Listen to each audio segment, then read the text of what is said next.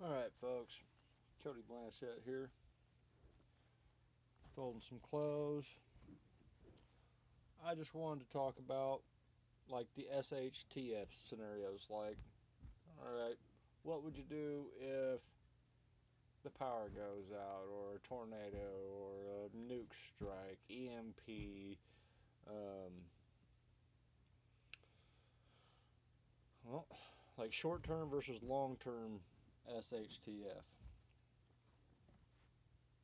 The short term, I think people would band together. But on that long term of things, it might be,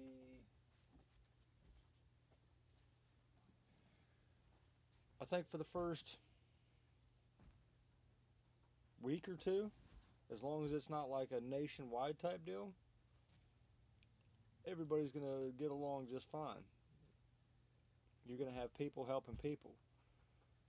But I heard something here lately. It was most households are 9 meals away from chaos. And knowing my household, I know that's probably not far from the truth. In some households, are probably even less.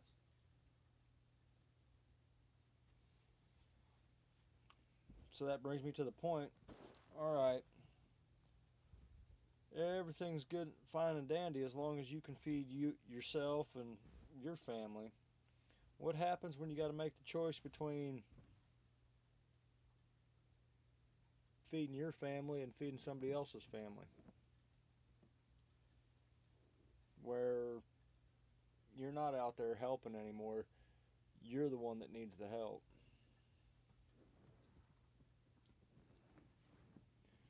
I mean, because you can only stack so many bullets, so many guns, so many MREs, and it's going to run out eventually, whether it's the first month, the first 3 months, the first year. Eventually, you're going to run out of whatever supplies, resources that you have available.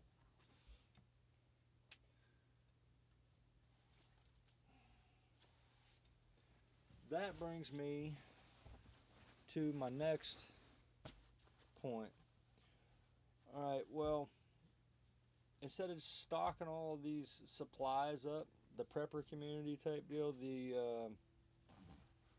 show that was on, um, Doomsday Preppers, instead of stocking up bunches of diesel fuel and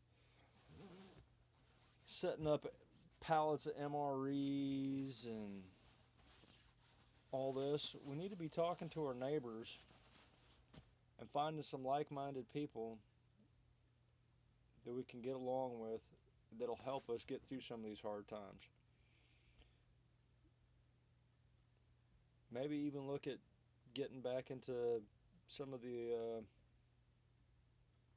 lost resources, the stuff that our great grandfathers used to do. Because what's going to happen when you don't have a whole bunch of diesel fuel to fuel your tractors, to plant all these crops, to feed these animals, to feed ourselves? We're going to run out of resources, and then it's pretty much cannibalism, so to speak. Um, and I know, me personally, I've never used a single bit plow in my life, and I don't know very many people that have. Hell, I don't even know very many people that know what a single bit plow is. The other deal is too, if it is a true shtf scenario, you're going to have people that are like professional mercenary types. You know, one or two people aren't going to be able to defend armed, trained mercenary types, looters, so to say. So that comes in. You're going to have to figure out, you're going to need a professional defense force, a professional soldier, professional defense contractor type deal. Somebody who's proficient with a weapon and tactics and basic security functions. I don't know. It's just story time, just food for thought, I guess. Leave me a comment. Let me know what you think. Let me know what your ideas are. I'd appreciate it. Like and subscribe. I'd appreciate that also. Have a good evening, fellas. Or YouTube in general, not just the fellas.